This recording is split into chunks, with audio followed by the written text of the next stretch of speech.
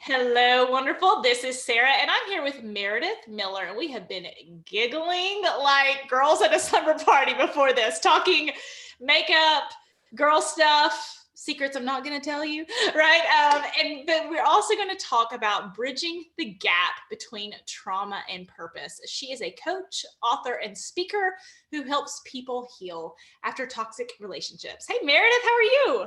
I'm good. How are you? Oh, good. Glad to have you on here. So I love talking about after a narcissistic relationship, right? There's so much on there about what narcissism is, how to recognize a narcissist, how to recognize red flags. And then a lot of the solution is like, okay, love yourself and go no contact. Right. It's like, what is there something missing? What else is there? So let's talk about what else is there.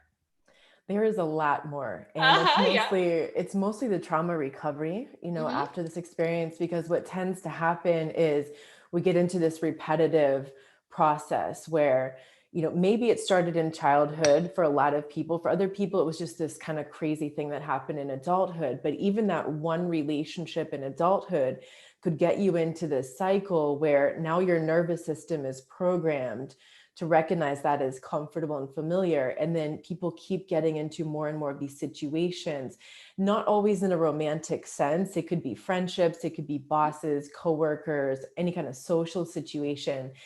And so then the trauma gets more and more compounded, because every more of those situations we get in, the worse the trauma becomes, the longer the process of recovery is.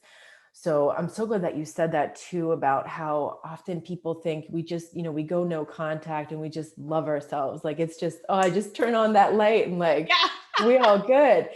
But it's not. And that's the sad thing. And I see so many comments online and everything, people thinking, okay, now I know who the narcissist is. I know who the psychopath is, and I'm no contact, so I'm good, I'm healed now. And that is a big myth after the experience. It's very important Mm-hmm. to educate ourselves, to learn all about who they are, so how the patterns of the behavior, especially because that's a lot easier to recognize. It's harder to like sort of judge the character of the person. It's easier to recognize the patterns of behavior.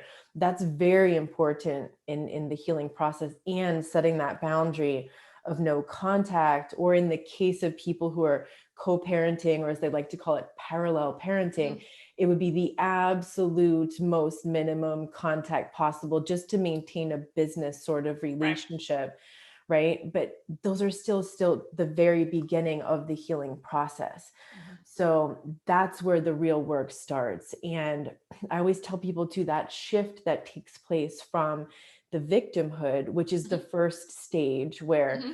we're still just learning all about them. It's them. We're learning about them and their patterns, who they are, how to recognize that.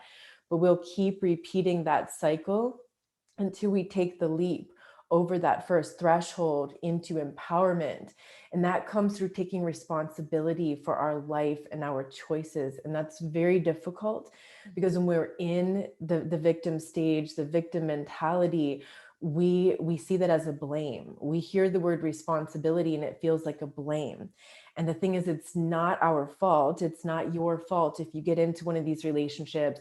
It's not your fault the way someone else treats you, but it is your responsibility to heal yourself now and to take responsibility of the choices that you make moving forward. That's the empowerment. So that sort of commitment is Mm-hmm. just the start to the deeper self-care work. And I tell people that the self-love is the natural result of the self-care work that we do. And it is work, you know. And I'd love to talk about self-care a bit. Well, what you were saying before, the way I say it is, I don't hold you responsible for your past. I do hold you responsible for your future. Right. Right? That idea that's like, okay, it was not your fault that they made you feel those things. And, once you know better, it's time to do better. Right. So as far as, and not in a blamey way at all, Right. as in fixing that relationship, just thinking, okay, what are my next steps going to be as I move forward? What are some missing pieces of the puzzle that I needed? Or how do I untrain myself from toxic behavior feeling normal? Is that what you're saying? Yes, because you're talking about that training, and it's like the nervous system gets Yeah. programmed to recognize that. So if we maintain any contact whatsoever with anybody in our life, including a parent or a relative who's has those same patterns, Mm-hmm. every little contact, it can be a couple text messages a month, and that is still reinforcing that program in the nervous system to continue to look for that subconsciously. So Mm-hmm. all that we learn about these people and the behavioral patterns, that's like 12%, because that's our conscious mind. That's a little part of the iceberg that you see above the water. That other 88% is the subconscious.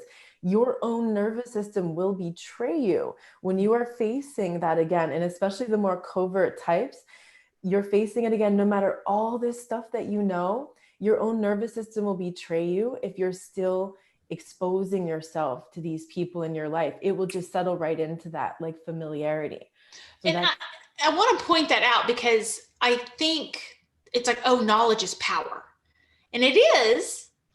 And there's a huge difference in being able to recognize toxic behavior in other people's lives versus being able to become toxic person proof. Right? It's knowledge just is different. potential power. Yeah. And Okay. Love that's the it. key. Yeah. Uh-huh. And so becoming toxic person proof, I love the Mm-hmm. name of your podcast, because Mm-hmm. what is that about? That's about recognizing our own choices. And so later in the healing process, we can look back to the choices we made while we were in the abusive relationship and recognize where we went wrong, not in a blamey sort of way, but in a responsible way. Like, you know what? When I was presented with this opportunity to sacrifice my value, to sacrifice what matters to me, to sacrifice myself and abandon myself in order to maintain this relationship, right? Where did that go? That didn't go anywhere good. So what can I do differently? Right? So it's not about blaming myself for what happened. It's about, okay, where did I go wrong? And what would I do differently if I was in that same situation again? That's empowering, because that reprograms your subconscious to say, okay, if you start to rehearse this in your mind, your subconscious can't tell the difference between what's really happening here and what you're imagining and remembering. Right? So if you're remembering, oh, they took advantage of me, they did this, they did that, that's going to keep repeating. But if I'm practicing, okay, this situation is presenting itself to me again, this time I'm going to make a different choice. I'm not going to sacrifice myself. I'm not going to abandon my values. I'm not going to abandon my value.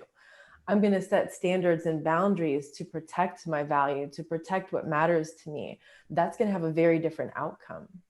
And it is. And I love that you talk about abandoning yourself, because even I think women get, it's like toxic relationships are so tumultuous. And then they get out and there's that relief that every day is not chaos. Yeah. And then they start a healing program or start something. They're like, oh, I'm fine. I'm good now. And it's like, it's been 2 months and you were in a toxic relationship for 25 years. Yeah. And you think like 2 or 3 months later, like you're good. I mean, and I'm not in a blamey way, not in a blamey way. I know Meredith and I both feel it's like I won't say this for you. I feel like I'm talking to myself, earlier versions of myself, things I wish I had known, things I wish I had been held responsible for, not in a blamey way, in a, like I would care for my children way, like protect them, and try to protect earlier versions of myself. Right. And so many times, women will start on a healing journey and 2 or 3 months in, it's like, I just don't want to think about it anymore. It's fine. It's like, well, you were in a situation for, 20, 30 years and you've been doing work for 2 or 3 months, and I understand you don't want to think about it anymore.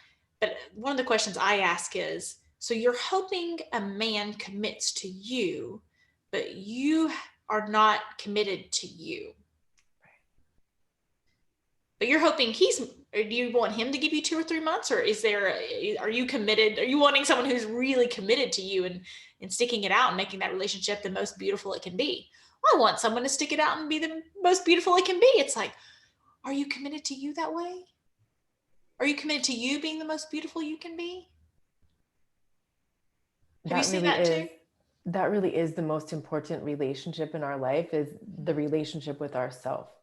Because if we aren't there, we aren't present, we aren't honoring ourselves, we're not going to honor ourselves in relationship with someone else. And you then abandon your values, just like what you said. exactly. Loved that.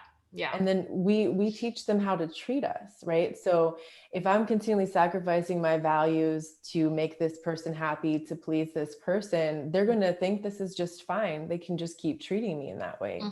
And I think within you teach people how to treat you. There's some people who are never going to treat you well, no matter what you do. Correct. Right? That is a very good disclaimer. Yes, I'm trying to think of everyone listening right now. I use the example of the three little pigs. And there was a pig that had stick boundaries, or a pig that had straw boundaries, a pig that had stick boundaries, and a pig that had brick boundaries. But none of their boundaries changed the big bad wolf. Correct. Right? Correct. Because I think there's some type of blaming. You weren't, but there's some type of blaming even. Well, you should have stuck up for yourself. You should have had better boundaries. If you had better boundaries, then this wouldn't have happened. And it's like, there is some truth in that. There's some truth to that. Yeah. And it shows up and it offers me this, would you like to engage with me? I can say yes or no. And so again, it comes back to like, when we're in the victim stage, we hear the blame, but when we are in the empowered stages, we see the responsibility, the enormous responsibility we have to honor ourselves, to honor our values, to honor our value and what matters to us, and to say no to what doesn't resonate with those values. And I think you said you get to choose whether or not you engage. Correct. And I think that's really crucial, because I think at other points in my life and other points maybe in your life, well, they wouldn't treat you that way if you weren't a doormat. The reason they treat you that way is because you're a doormat. And it's like, yes, you do need to stand up for yourself, but there are some people who are looking for doormats. They are looking for people. And as soon as you do stand up for yourself, you said, choose not to engage. And I think sometimes what that means is sometimes the boundary is that this is not someone who's capable of relationships. Not if you are stronger, they will be better. No, we cannot change other people. We can only choose whether or not we want to accept that in our life. That's our responsibility. Is this going to work for me? Am I going to sit around hoping and praying that this person is going to change for me? No, I'm not. That's not what I'm here for. I'm looking for something that resonates with me, people who are going to treat me the way I treat myself. So that's really key. That we say no. We have the responsibility to say yes or no if we like the terms and conditions of this arrangement. Love it. If you like the terms and conditions of the relationship, that is so different than, oh man, they must have had a really hard day. Let me earn their happiness again. Right? Let me bend myself in a million different pieces like a pretzel so they don't get mad at me that day. And people can have bad days, and that's like a one-off situation. But when we see the patterns of behavior, that's where we could say, no, thank you. I'm going to pass on that lesson. Already learned it. Well, I say there's a difference in the dog who bites you once and the dog who bites you daily. Interesting. Right? It's like that pattern is so important, because what I've seen with ladies and men, they come and they want to talk about the one circumstance, the one thing, that one time. What do you think about this one time? And it's like, well, is that the one time, the only time?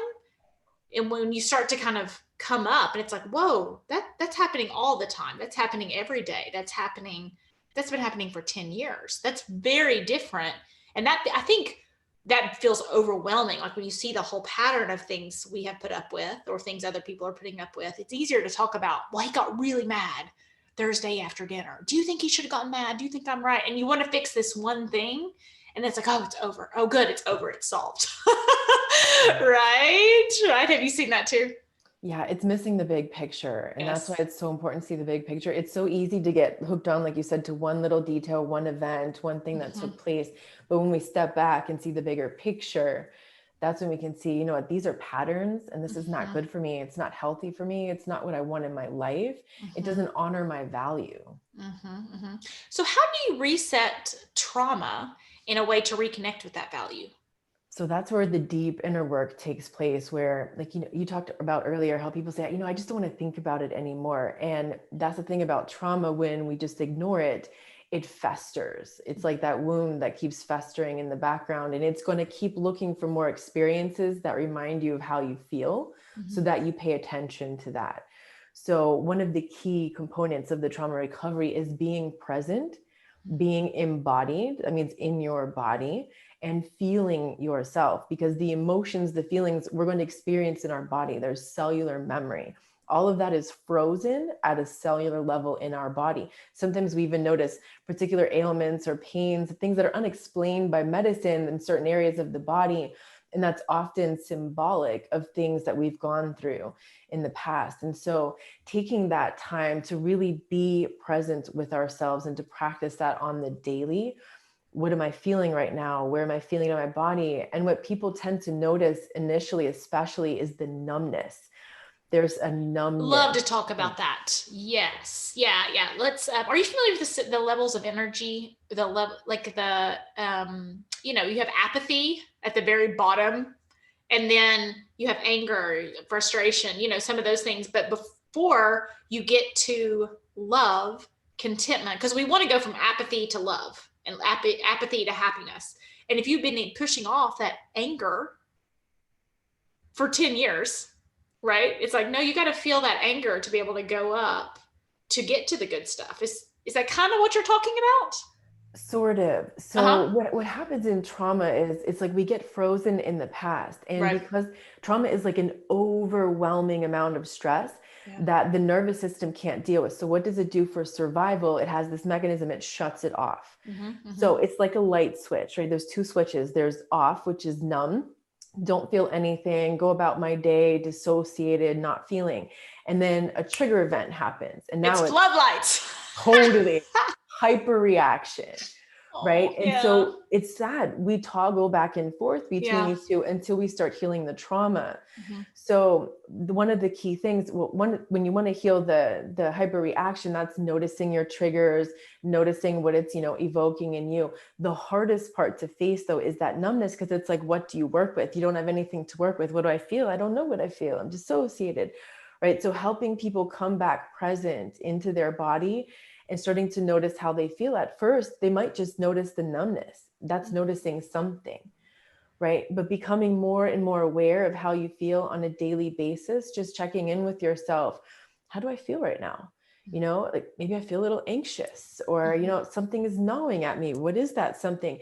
And just starting to connect more. So that reconnects the fragmentation between the mind and the body, which takes place after trauma. It's almost like a soul fragmentation, like pieces of our soul are fragmented off. They're out there somewhere because they're so painful. We don't want to reconnect and feel them.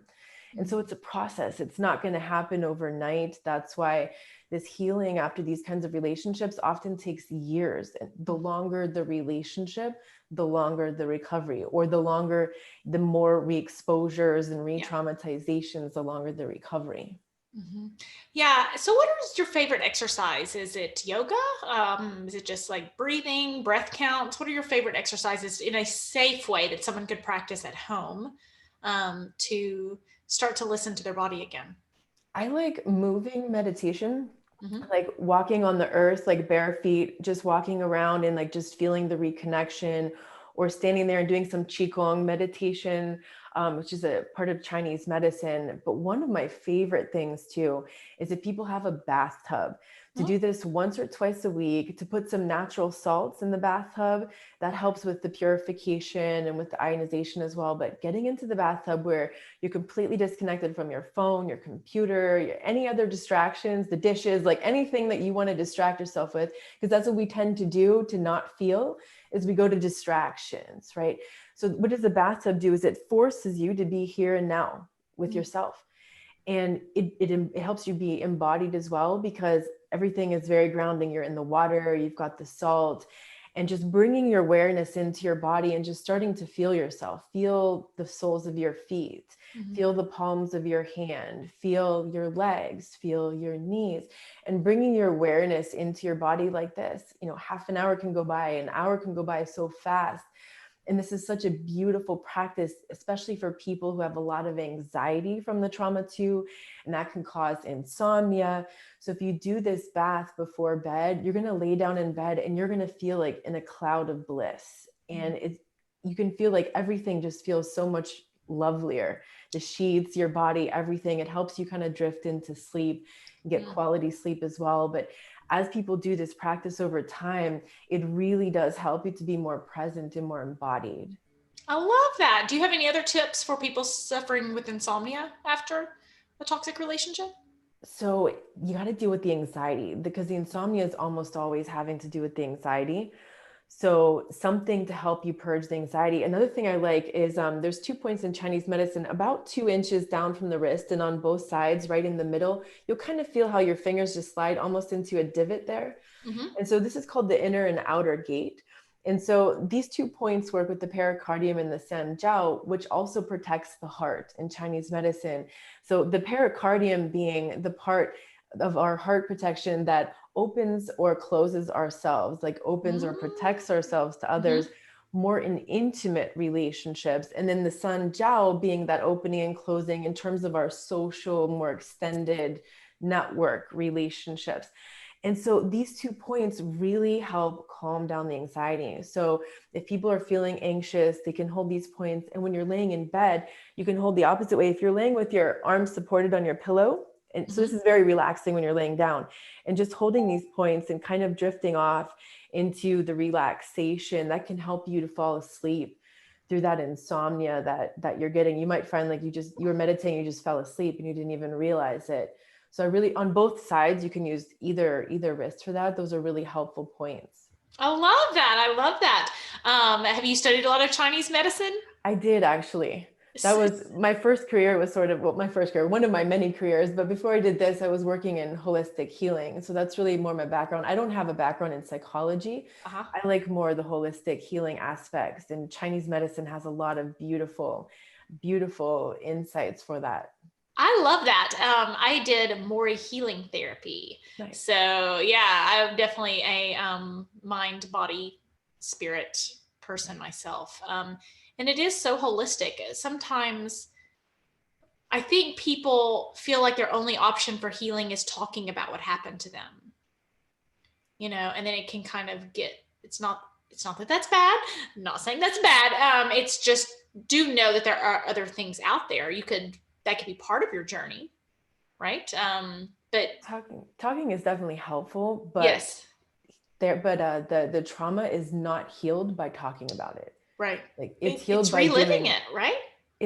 We have to go into the body, we have to go into the spiritual aspects as well, but the trauma can't be healed simply by talking about it. It's in the subconscious, it's not in the conscious mind. So I've found much more help along my journey doing body work things, energy work, where people are actually touching my body. We're involving the body, the mind, the spirit in that practice, because otherwise we stay in that fragmentation. And stay in overthinking. Totally. Right. Totally. Yeah. Overthinking. Yeah. So what is the biggest difference you see in women or men who really go on to build new lives and exciting lives after a toxic relationship, and people who just remain stuck, regurgitating, repeating patterns? I think the huge difference, the differentiation, is the focus on the self versus focusing on the other. So people who are thriving, who are not just surviving and thriving afterward, are people who are focused on their personal growth, on their self-healing. Now, I'm not saying in a selfish way, but in a self-responsible way. Right. So they're always working on themselves, and they realize healing isn't this thing that we do and then we're done and then that's it. It's a constant evolvement of self through life. And so people who are always learning, who are always growing, those are the people who are thriving. Those are the people who are living in their purpose versus staying stuck in the trauma, because that purpose is like the transmutation of the pain of the trauma. Something that trauma opened in you, it cut into so deep that you discovered this whole other part of yourself that wasn't injured, that was never hurt. And that's the part of you that's dying to be expressed in this world. So I see people and they think, okay, I've been in a toxic relationship, I'm just going to take that person out. Right. And there's just like a hole. And then they think, okay, I'm just going to replace them now. Like, I need to find somebody else to replace them and then I'll be whole again. And that's really not how it works, is it? And I feel sorry for people, because I'll ask people, what's your healing strategy? And they say, well, I'm on match.com. And it's like, okay, how's that going for you? You know, and I don't mean in not an ugly way. People don't know, you know, and the beauty industry has taken over self-care. And so I'll say, you know, what's our healing strategy? And they say, well, you know, I'm getting my nails done once a month. And it's like, well, what's your goals? I want to be happy. I want to be peaceful. I want to have healthy relationships. I want to be a good example for my children. I want to, you know, live in integrity and find love. Well, I have my nails done. I think you have your nails done too. We're not saying that's bad. Right. But when you think about what your goals are, does your healing strategy align with that? Yes or no? I think it's a really important conversation that people just aren't aware of.